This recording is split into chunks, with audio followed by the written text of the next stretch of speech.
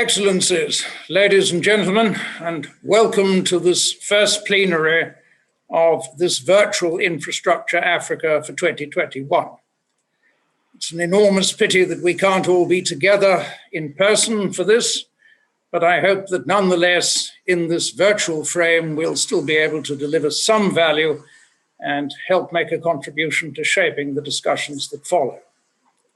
This first plenary, as you know, is about Africa's growing infrastructure needs and the business opportunities that arise from them, and it's billed specifically as a leadership perspective. And we're very fortunate this afternoon to have with us a splendid panel of 4 persons, each of whom has great experience, considerable learning, and direct responsibility for addressing these particular challenges. With a little bit of luck, each of them will also be able to derive benefit from success in respect of what we're going to be discussing. We have firstly Dr. Tuela Njerejere, who is the head of the Economic Integration Division at the African Union Development Agency, NEPAD. She is an electrical engineer by profession. She holds a doctorate in networks and telecommunications from the University of Kansas, among a range of other qualifications. Then we have another splendid woman with us this afternoon, Sabine Dalomo, who is certainly one of Africa's best known engineers, having walked deep tracks over a large portion of this continent. She's also, interestingly, I happen to be one of those who put together with Ruel Khoza, the NEPAD Business Foundation way back when, so I was delighted to find that she is now the deputy chair of the NEPAD Business Foundation. So she bridges her responsibilities with Siemens with her contributions in respect of Southern Africa and particularly the NEPAD endeavors in a very effective way. Then we have Jonathan Berman, who is the managing director of Autonomy Capital. He has a mandate extending over 10 African countries, and he, among many other responsibilities, sits on the investment committees of 2 renewable energy debt funds. And last, but certainly not least for everyone who knows him, we have Louis van Pletsen, who is a widely experienced investor with a background in banking, in private equity, and has also seen service in both Eskom and the IDC, which means that he's had to deal with where the rubber hits the road. Now, with that backdrop, I'm going to leap right in. The underlying challenge that we have today, and these are general characterizations, everyone's data is slightly different, but broadly speaking, we could all agree that poor infrastructure inhibits sub-Saharan Africa from realizing its economic growth potential. Theoretically, in terms of the data that we have, only 38% of Africa's population has consistent access to electricity. Internet connectivity is supposed to be below 10%, albeit that mobile connectivity is much greater, and only 25% of the continent's road network is paved. Perhaps most importantly, studies would suggest that poor port, road, and rail facilities may add between 30 to 40% of the cost of goods traded between African states, and that clearly severely impacts private sector development and general welfare. Over the period of 2015 to 2030, it's estimated that the need for investment is of the order of $75 billion per year. And meanwhile, due to population growth and development, Africa's demand for electricity, and of course other forms of infrastructure, is projected to grow very considerably in the face of both demographic growth and increasing urbanization. McKinsey have come up with an interesting figure, I offer it as nothing else, that closing the infrastructure gap will require new investment rising to $150 billion by 2025. Now, with that as a backdrop, I can't think of anyone better than Tuela with the responsibility she bears for the PIDA in the context of the African Union NEPAD endeavor in this regard, to give us an overview of the challenges that we face, the situation at present, and what's in the planning pipeline in terms of addressing. Tuella, over to you. Thank you very much, Sean, and good morning, good afternoon, good evening to everybody. Really a pleasure to be in this panel with the various distinguished panelists that are assembled here today. And really, I think at the outset, very important for us to acknowledge this event, which is themed on igniting and unlocking Africa's infrastructure development opportunities, which comes, I think, at a very opportune time in terms of where we are as far as the development trajectory on the continent. So to begin, I think AUD and NEPAD, as the agency mandated with the carrying out and implementing Africa's development priorities, takes infrastructure development very seriously because we recognize that it's a prerequisite for regional integration and more so for the realization of the Africa's Continental Free Trade Area, which is now in the implementation phase. Having said that, and really recognizing the scary numbers that you have thrown at us in terms of the deficit and the needs, the PIDA, which is the priority, the Program for Infrastructure Development in Africa, was developed to really address these challenges over a 30-year period, starting from 2010 all the way to 2040, and to be implemented in 3 phases. So we have just finished the first phase of the PIDA Priority Action Plan 1, which at that time had a total of 51 programs decomposed into more than 400 projects. And what you will see from that is that trying to implement a program that has so many projects and that are cross-border, transboundary is no easy task. And while we did make some strides in terms of improving the access to energy a little bit and also addressing very particularly the issues around ICT, we note that in transport, perhaps the achievements were not as we would have expected, and the same also in terms of energy as well. Now, we're at the point where in February of this year, our heads of states have just adopted the second PIDA Priority Action Plan, which is for implementation from 2021 to 2030. And really looking at what we learned in PIDA PAP 1, one of the first things that we did was to really look at streamlining the portfolio of projects and really trying to deal with a more manageable number of projects. So in this current pipeline, we have 69 projects that are distributed across the 4 sectors of ICT, water, transport, and energy. And we also looked at an approach that would position infrastructure more as an enabler of socioeconomic development more broadly. So the PIDA PAP 2 projects have been developed following what we call an integrated corridor development model that really looks at how do we develop infrastructure along corridors and link that infrastructure development to more broad-based development in other sectors as well. So we have structured the PIDA portfolio projects in a way that is multi-sectorial, in terms of the PIDA sectors themselves, but also linking to other sectors. Now, when we start talking about the needs, this current portfolio of the 69 projects that I'm talking about has an estimated capex of about $160 billion, which again is quite significant and which again poses the question of how are we going to actually finance these projects. One of the things that perhaps bears mentioning is the fact that out of that 160 billion that we're talking about, close to 11 billion is required for what we call early stage project preparation.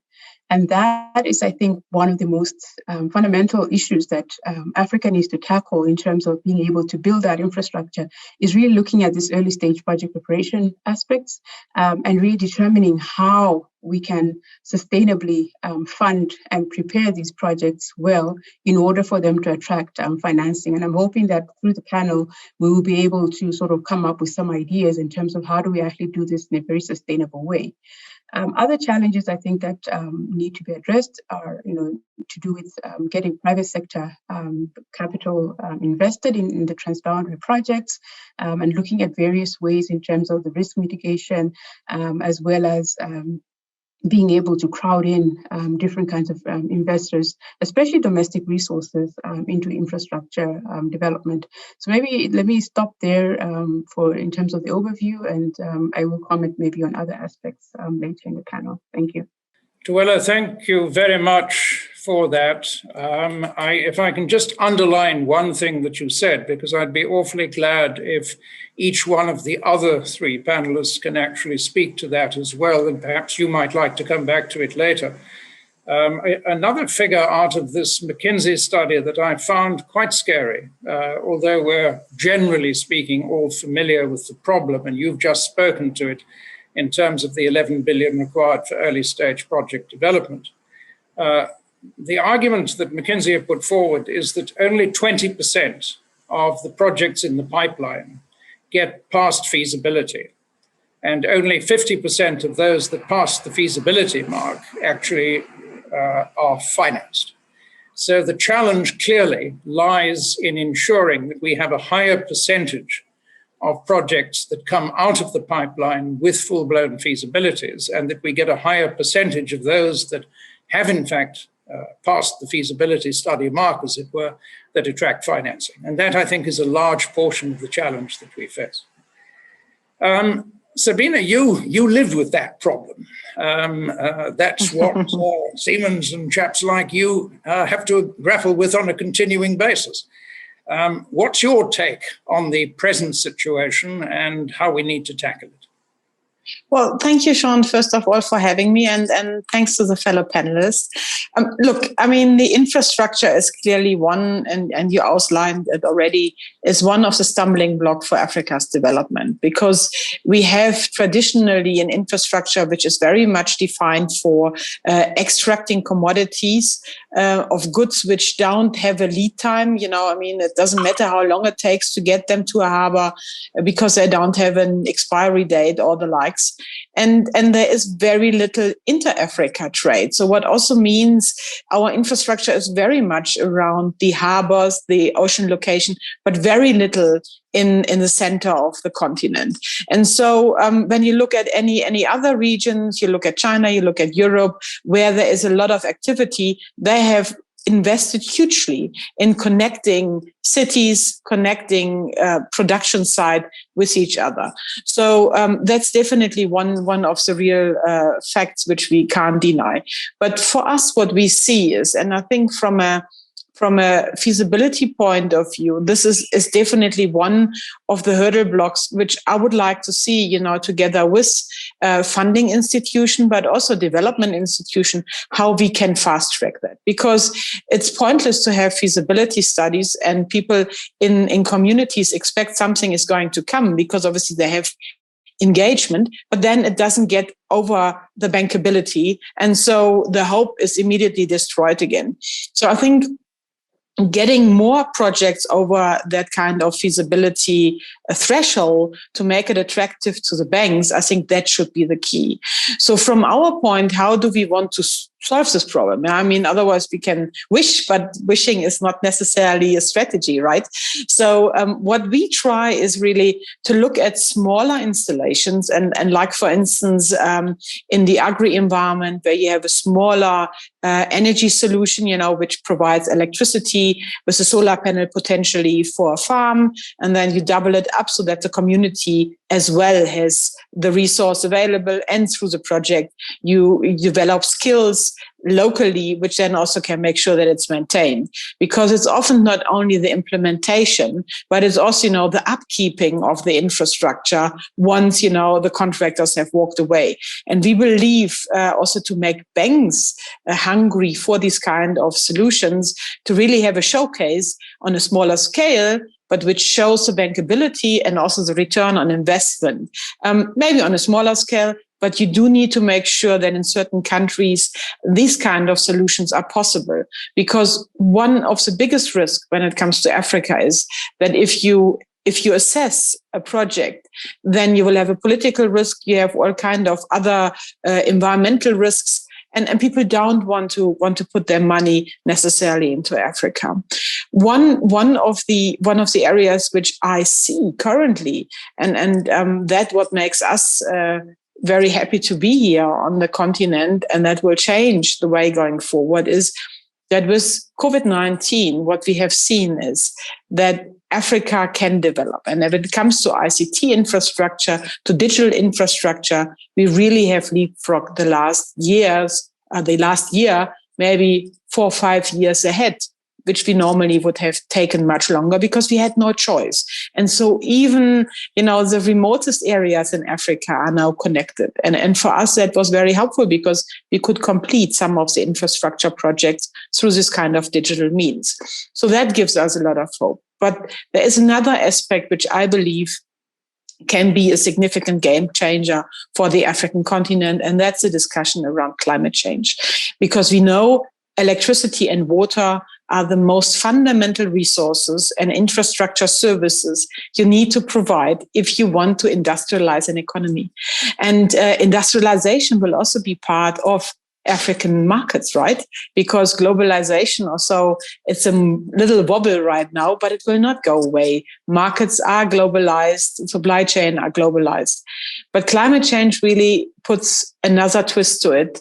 And with Europe putting a lot of effort in after the COVID pandemic to get a green and digital recovery for their economies, it is very clear that if you want to keep that global target of 1.5% increase in global temperatures, then we cannot say, well, we do something in Europe, we do something in China or in the US, and in Africa, we just let it go. That's not going to happen because climate change doesn't have borders.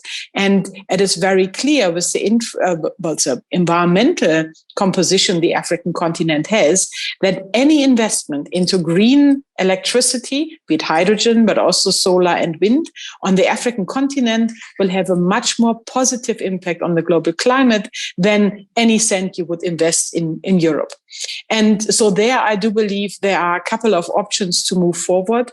And it's early days, but we need to also use our chance to make our voice heard in COP26 and similar events to make sure that people understand that kind of fact that climate change does not know any borders, that Africa is the ideal position to invest money into the green economy.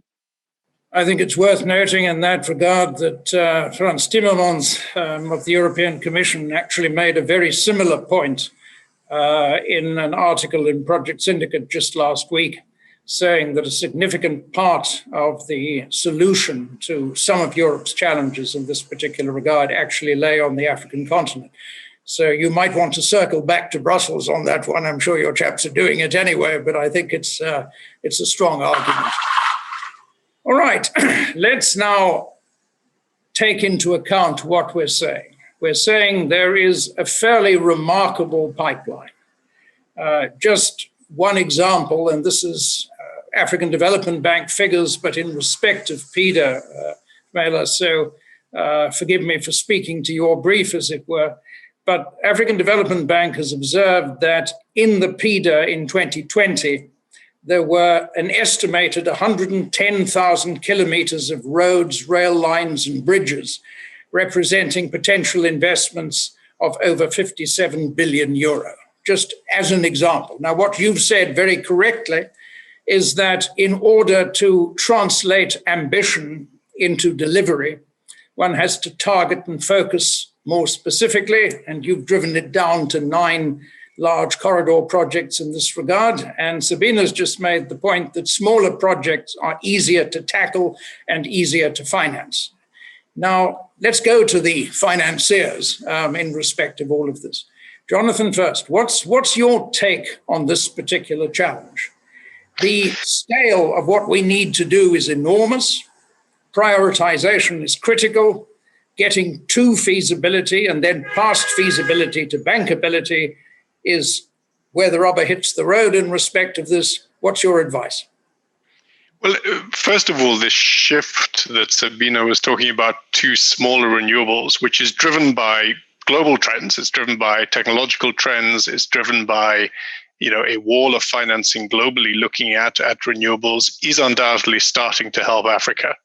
I mean, the total numbers in terms of megawatts are still relatively small, but I've seen over the past 2 years in particular a real sea change in the volume of small renewables, and there are multiple different business models that to some extent get around some of these planning and bureaucracy issues we spoke about. So we see solar home systems, very small scale, household level, literally as much as a panel and an inverter and a battery for a small hut, to similar scale systems for small commercial or other organized industry.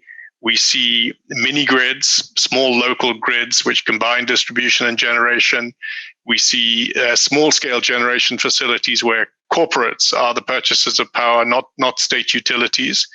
And then we're also seeing economical, small-scale renewable generation where the utilities are buying the power, but the renewable technology allows them to reach economies of scale at 5-10 megawatts, let's say, whereas in the past, most of us would have said you've got to start at 50 or 100 megawatts and go up from there.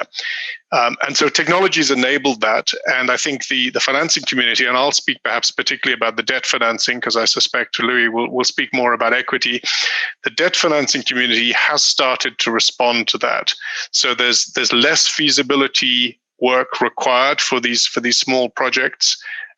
Clearly, if they don't require state support or state utility power purchase agreements, there is room for them to be done faster in many countries, as long as regulation allows. And everybody in South Africa knows that the regulation of small renewables is a hot issue at the moment. And I have to say, sadly, South Africa is actually behind the rest of the continent in terms of regulatory support, even though it's got a great financing market, which is crying out to do these projects. So, for example, the South African fund that I'm involved with has been running for just over 3 years, funding lots of small renewables, but essentially 1 megawatt per site in most cases, because of regulatory caps. Although that's now changing, it's not changing fast enough. But in the rest of the continent, in general, you don't see the same regulatory barriers. So I think that's been very, very exciting because it does permit a speed up. But it's not really enough yet in total. We need an absolute sort of quantum leap if multiple 5 or 10 megawatt projects are actually going to light up the continent. And so I think that's the thing to watch out for: continued regulatory environment and the financing community responding to that. So both of the funds that I work with were set up with the backing of development finance organizations. So both of them were entirely the creation of DFIs, but they were perhaps visionary enough to say, for these small projects, if we try and fund them directly, it's going to be not the most optimal. It may be a rather cumbersome process. So we will hand over to private sector fund managers the responsibility of financing these small projects. And so far, that seems to have worked. So there's a question of whether that can speed up, whether we can see more sources of private sector debt finance come into those areas. We don't, outside South Africa, sadly see a lot of participation by the commercial banks in these projects. Traditionally, they vied away from the large projects because they didn't have the balance sheet or the country risk appetite. But I think it would be good if they were able to focus more on these things, which are not particularly high risk. I mean, we're in this sort of ironic situation that many commercial banks still see energy projects as challenging, and they will happily lend to real estate, to things with commodity prices. So I think we need to go through a bit of an education process with commercial banks in all countries as to why smaller scale renewables are actually relatively easy to do. But there has been, as I say, a significant move in that direction. Projects are working. It's just a question of how do we accelerate it and do more. And unfortunately, of course, that solution for renewable energy does not apply to other areas of infrastructure. I mean, there's no quick and modular answer to long distance transport. But at least there's one bright area at the moment. Super. Jonathan, thank you very much. Louis, you've been set up splendidly in respect of this, both in terms of opportunities for equity investment and also because, once again, you've a long experience in respect of the challenges and you know fairly well what needs to be done to overcome them. Yeah. Oh, Sean, thank you. Thank you for having me on the panel. The opportunity set, of course, is unlimited. That's another way of saying the continent is lagging unbelievably far behind in every single aspect of development. That means the opportunity set is unlimited. And the world around us has changed very significantly over the last 12 months or so. We went from a fast-growing global economy to an artificial growing global economy. We are at a position at the moment where people are looking at their own backyards to solve their own issues, grow their own economies, resolve their own development needs back home after COVID. As a result, it means that the funding constraints for Africa will significantly increase. The opportunity set for Africa is unlimited, but the way we did things in the past make it really difficult for anything to get done. If we think we can continue with unconventional non-recourse project financing based on the creditworthiness of the local utility or the country, I think we will go very, very, very slow, because the ability to fund for those entities has significantly reduced. If you think we're going to rely on the export market to sell our product, I think that's going to be significantly reduced, because the domestic market globally is all going to look at themselves to pull themselves up from a post-COVID environment. We are running from behind, and if we do things the conventional way, we're going to fall further behind. So the real challenge is to say, how do we use this opportunity to turn the wheel around? Africans are unbelievably entrepreneurial. I mean, there's 1 billion people every day without a job who grow tomatoes and sell it for a profit. That's called a small entrepreneur, a small business. It's an unbelievable entrepreneurial environment if you let them loose. But because we want to control them centrally, that we suffocate the entrepreneurial spirit. Generally speaking, if you sell the product to the customer pay. If you sell the product to the state utility, you often don't get paid. Still, all of us run exactly to the state utility as the solution to be paid for all of these projects. It ain't going to happen going forward. So I'm seeing the opportunity set actually unbelievably attractive. I see we will go away from these large capital-intensive unbankable projects, of which you can do one every 5 years, to hundreds of thousands of small little projects that is done at the entrepreneurial level, at small micro level. It is time that every single rooftop is covered in solar panels, because it already has a transmission line onto it. But we rather want the government rather wants us to go identify a piece of land, spend a year to do a bird and a bat study, then have a substation, a transmission line, and then can build our project. When we have thousands, millions of rooftops today that's connected to an infrastructure with an electricity network where they can do it right away. We will leapfrog to go into other infrastructure sectors. To hospitalization will be provided through the app on your mobile phone, by and large. Your diagnosis, a lot of the infrastructure that a typical clinic or hospital is providing can be provided offshore.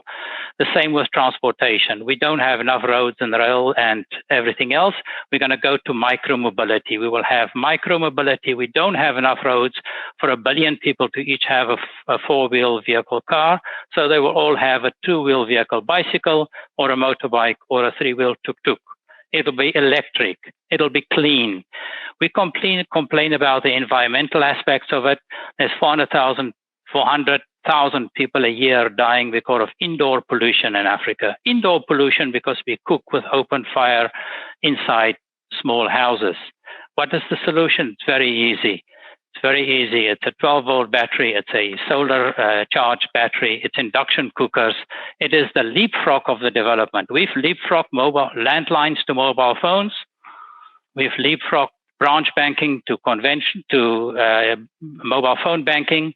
We will leapfrog 4-wheel vehicles to 2-wheel vehicles. We will leapfrog big vehicles to micro-mobility.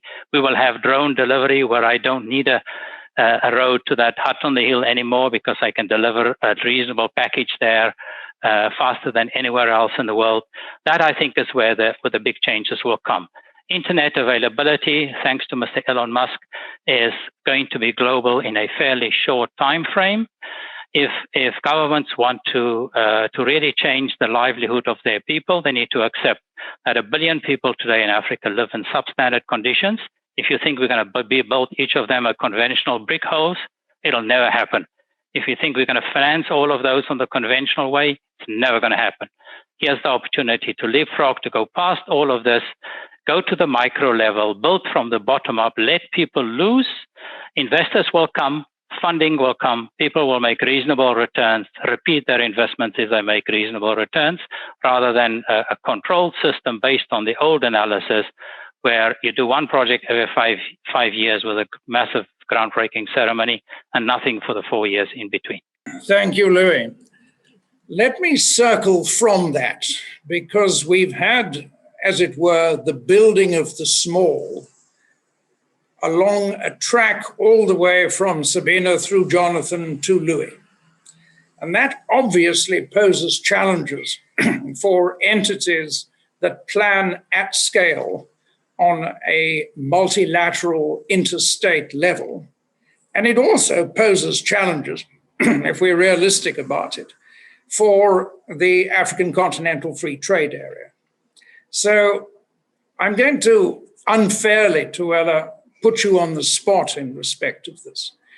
The challenge has been very strongly articulated by all three of those, as it were, in the private sector in respect of this, of disaggregating, changing scale, creating opportunity for large-scale, smaller investments across a wider landscape. That, in a certain sense, runs up against the approach that Peter historically has had to take in this regard. And it may even, I don't know, but it may even impact your thinking on the integrated corridor approach in respect of all of this. Almost in a freewheeling way, in as much as you can. What are your reactions to that argument, and how would you think that from where you're sitting, that challenge can in fact be met? Thank you, Sean. And really, I think very interesting perspectives in terms of what the other panelists have said about perhaps the way in which we approach projects and the scale and really how do we make the work that we're doing in infrastructure development relevant to the common person. Because I think that's always the denominator, is that if you're not serving the local African, then really what you're doing is not really worth doing. And I think we're all aware of that. And I think that should be the departure point. I think why, going back to the understanding of Peter and where we are and the comments that have been raised about perhaps starting small and really focusing on smaller projects that can be easily financed and that really help in terms of meeting people where they are, especially in terms of opening up opportunities for entrepreneurship, but also opportunities to sort of uplift common Africans who are struggling with access to energy, access to water, taking goods to market, and so on. So I think when we're saying more or less, I think in the bigger picture, we are sort of saying the same thing, except that from our perspective, what we are looking at is that we need that cross-border infrastructure. We need that infrastructure that links our various countries, our various borders, even in terms of facilitating cross-border trade, for instance, and informal trade across borders. You have to have that infrastructure that's going to support that, whether it's your one-stop border posts, whether it's the roads that are actually linking countries. But also, I think what we have seen in terms of PIDA implementation, and this is part of the whole premise of the corridor approach, is making the links between national infrastructure and regional infrastructure. So regional infrastructure is not there to exist just for the sake of being, of integrating the continent and making sure that everybody is connected. But there must be a very strong and strategic link between the regional infrastructure and national infrastructure. So whatever is happening on a national scale should talk to what is being done at a regional level. And that is why even in developing these projects and in coming up with a pipeline, it's a very bottom-up approach that starts with the member states in terms of really interrogating what is happening in the countries, what are the priorities of the member states, and how does that help us then to create this plan that must now be implemented at a regional level. I take very much Sabine's point in terms of the history of our infrastructure and the fact that we're coming from a situation where infrastructure was designed to serve a specific purpose in terms of mineral resources, and perhaps then the understanding and the thinking around how we build out our infrastructure perhaps has had to change as we start now looking at the fact that a lot of our populations live in rural areas. I think most people in Africa, I think the figures are about 60% actually live within a 100-kilometer radius of a border town. So that tells you where the needs are and where the infrastructure needs to be placed in order for it to serve people. And that is why when we were designing the second phase of PIDA, we took these things into consideration. So we looked at, if we're saying that this project is being proposed and it's a road or a rail project, who is it going to serve? And that became a criteria for us to be able to include that in the pipeline. What are the gender considerations? What are the financial implications in terms of opportunities for young people, for women, to actually derive economic benefit from this infrastructure? And I think I take also the point about, when we start talking about renewables and the potential that renewables have in terms of really transforming people's lives. Previously in the PIDA portfolio, we didn't have a lot of emphasis on renewables. You will notice that a lot of our projects were very much transmission projects, energy generation, hydro, and so on. But we've also considered in PIDA-PAP 2 this aspect of renewables and really how do we bring in wind projects, how do we bring in solar projects and make sure that we're able to leverage those? Because as Sabine said, energy and water are very critical for industrialization, very critical therefore for the continental free trade area, and very critical when we start talking about how we're going to uplift our communities and enable them to leverage the opportunities that are afforded by the AFCFTA. Thank you, Tuwela. Sabine, as I come to you on this, what strikes me was that probably the first time that I was asked to talk about the challenges of transforming urban landscapes in the context of smart cities. And I'm very conscious that the two women on this panel both have a background related to telecommunications and electrical engineering, if I can put it that way. So I'm throwing it out in this particular fashion. It happened to be, as it turns out, a Siemens event in Hamburg. So you can take a bow on that one as well. But the interesting thing about it is that there are some curious tensions, it seems to me, in where we are today. Let's assume, for the sake of argument, that developing microscale projects which are capable of less investment in feasibility and are thus more easily bankable at an earlier stage is a very sensible approach to take. And let us say at the same time that there are two endemic tensions in what we are looking at overall.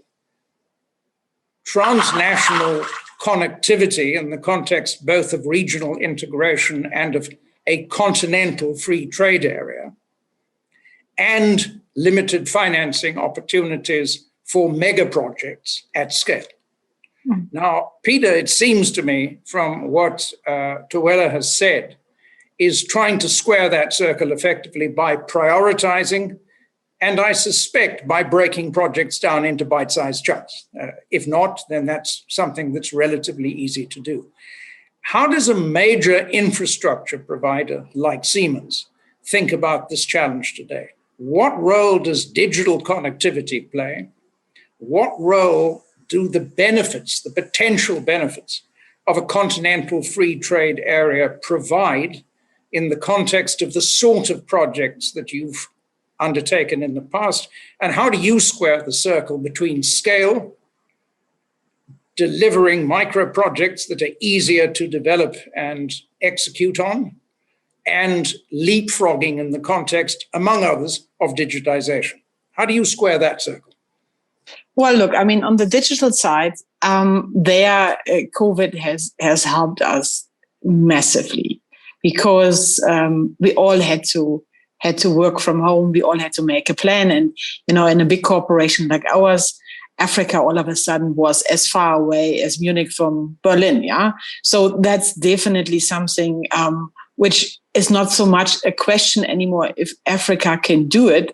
The last 15 months have shown we can. Yeah. So that's very positive. On the infrastructure and the digital application, I mean, look, when you go into infrastructure in Africa and you wonder why is it not working? Yeah, I mean, it is not so that there is no infrastructure. So if you maybe come to electricity and water, so one of the reasons is that you have obviously specifically in the electricity environment, a lot of non-technical losses.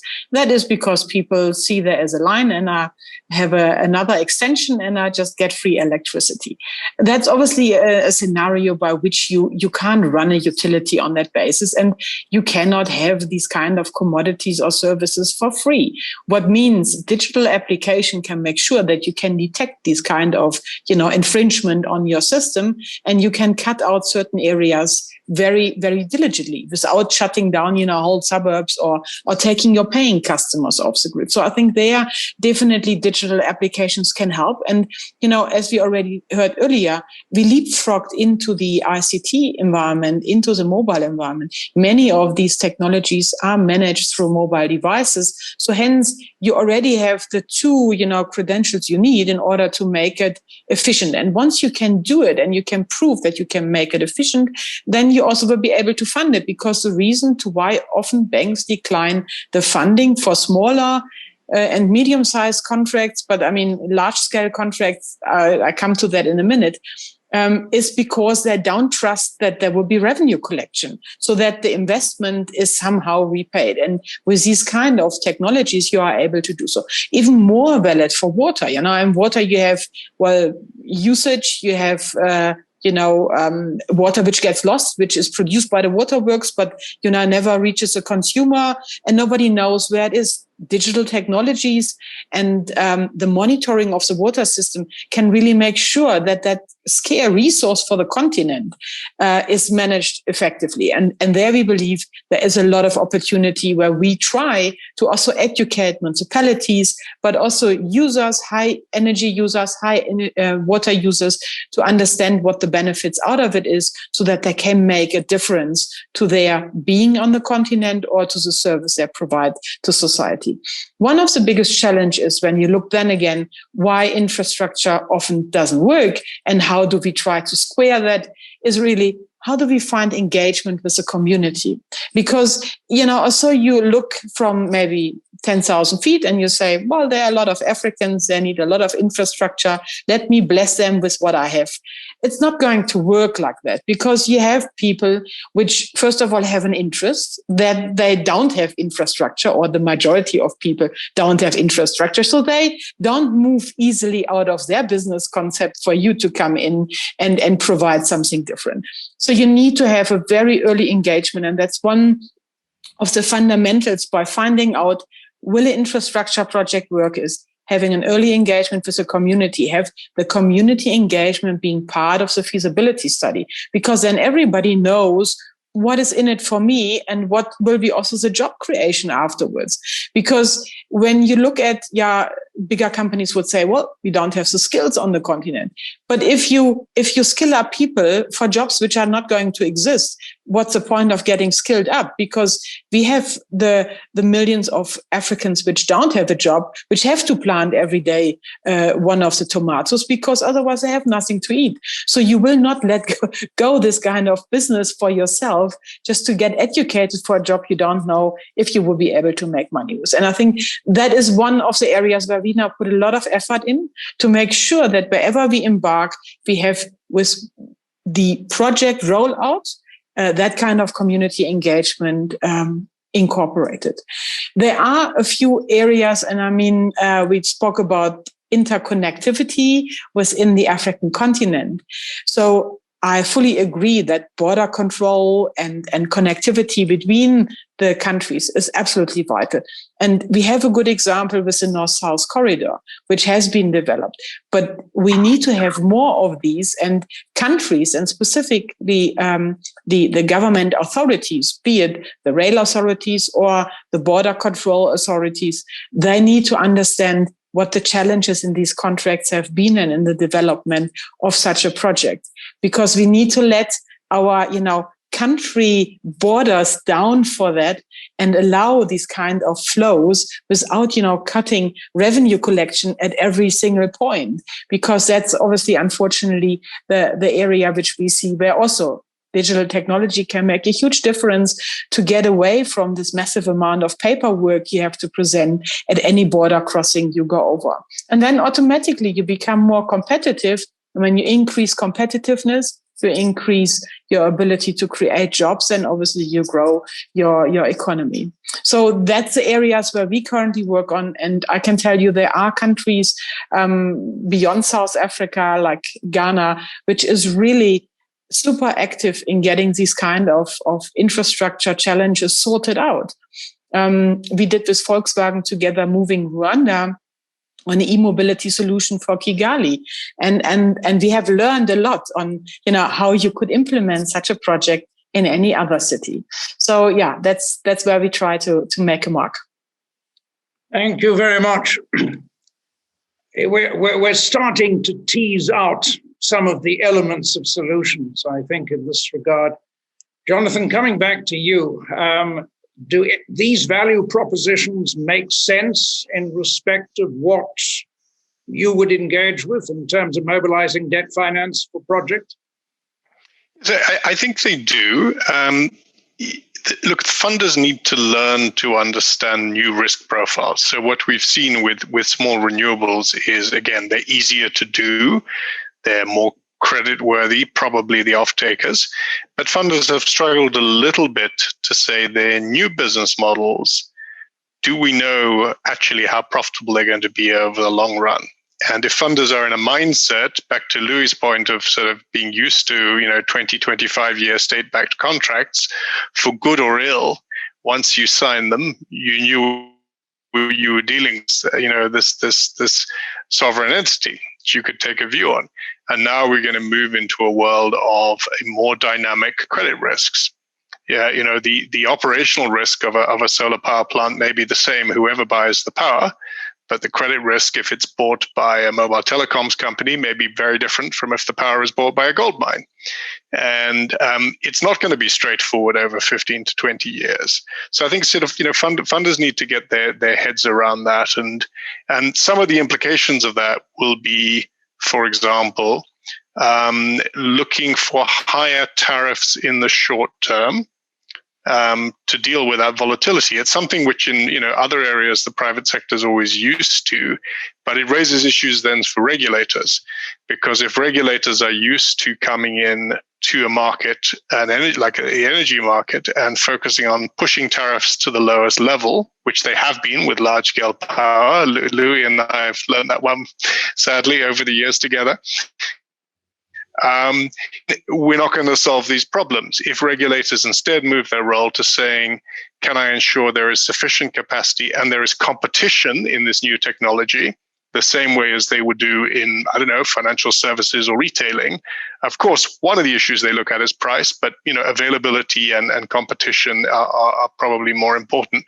Then those help facilitate that change from a financing point of view. So I think this certainly, the fact that the private sector is going to play a bigger role in this doesn't mean that we all sort of shun engagement with the public sector. Quite the opposite, but we need to sort of try and get the public sector to play a slightly different role. And the planning side of it is still there. I mean, one area we haven't touched on in energy is storage and the role of battery storage. There's obviously some direct tension between energy storage being done by private generators and being done centrally by the grid. Even in the US, they're having this tension. Should batteries be put in by grid operators centrally at the most technically optimal location, or should they be put in by generators who have access to cheap green finance at maybe slightly less technically optimal locations, but they can get funded more cheaply? And so, there's got to be that dialogue then between the funders and the public sector carrying on to solve these problems. Thanks very much. Louis, back to you. What's your take on where we are? I don't want to only talk about electricity since we talk about infrastructure, but since Jonathan now ended up on electricity here, how can 2020 the installed generation capacity of Africa increased by 7,420 megawatt. How on earth can we call that a success? How on earth can we say we've done anything? We have effectively 60% of the 1.2, 1.3 billion people without electricity, and we install only 7,400 megawatts of electricity. You know why? It's because our structure is the way it is. And the point Jonathan was making, which is now forcing me to talk about electricity, is the same financier who funded PPAs in Africa. I can probably count on my one hand the number of PPAs in Africa that has, over the 20-year life of the PPA, been paid every single month on time, every time. I must have a small hand if I want to count it on one hand.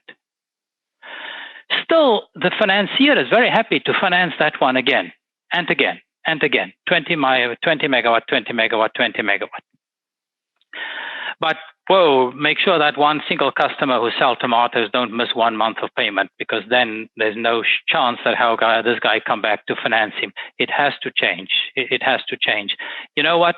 Our development agents are doing unbelievably good work, and I have great respect for instance, African Development Bank and many others. But in the end, if your cost of financing from the development organization is roughly the same as the cost of financing from a commercial bank, except for a couple of years on tenor, then it is not going to stimulate the development. What we need to do is we need to go away from these large projects. I think, Tuela, your point about cross-border, absolutely spot on. You want to go to where the market is. And if the market is on the other side of the river, allow me to get to the other side of the river. And yes, I'm not saying we should never build bridges. We should, of course, have a road and a bridge, and we should have also conventional infrastructure. But there are very basic things. We will develop an iron ore mine in the middle of Africa, and then we will ship that entire mine to China, which means we will have to build a railway line big enough for the ore to be shipped. We need to have a port big enough. We need to have ships big enough. We need to have all the receiving infrastructure. Or the alternative, of course, we force the guy to do beneficiation right here. Then we're not shipping the mountain, we're just shipping something the size of a house. And there goes all our infrastructure cost and all the related issues that comes with it. I would plea for a different approach, and I think the investors are quite open, quite ready for this approach. The all-in cost is all too often ignored. If I'm a government, I would literally give everybody a solar panel on his roof, because if somebody has electricity, I didn't give him electricity. I turned into a small business. I made every household a small business. I have turned every household 2,000 hectares per year is the deforestation rate of Africa. We talk about a green wall across the Sahara. We're chopping down trees faster than we plant them. And, we spend money planting them. So the technology is enable us, electricity and a cell phone is enable you to have medical care, basic medical care in the hands of everybody, to have education in the hands of everybody. We don't need to go build schools and universities. We just give cell phones. The last comment about skills in Africa, hugely entrepreneurial, unbelievably fast learners. Look at the VC network at the moment going about Africa. Very, very, very fast growing venture capital investors. Why? Because the African entrepreneur know what the app should look like to solve the Africa problem. He is not looking for an app to find his friend who's now, on Facebook in California. He's looking for an app to know if I have 3 tomatoes, who's going to buy 3. And All of that is developed domestically, local skills, unbelievably fast, and investors are funding it. Thank you, Louis. I think we've circled back in a certain sense to an absolutely key point. And as we're roughly at the end of the time for this panel, I'm going to try and lift that point out as a challenge for all of us, but as a challenge for a means of finding collective solutions to the problem. The key issue is that yesterday's solutions will not solve tomorrow's challenges.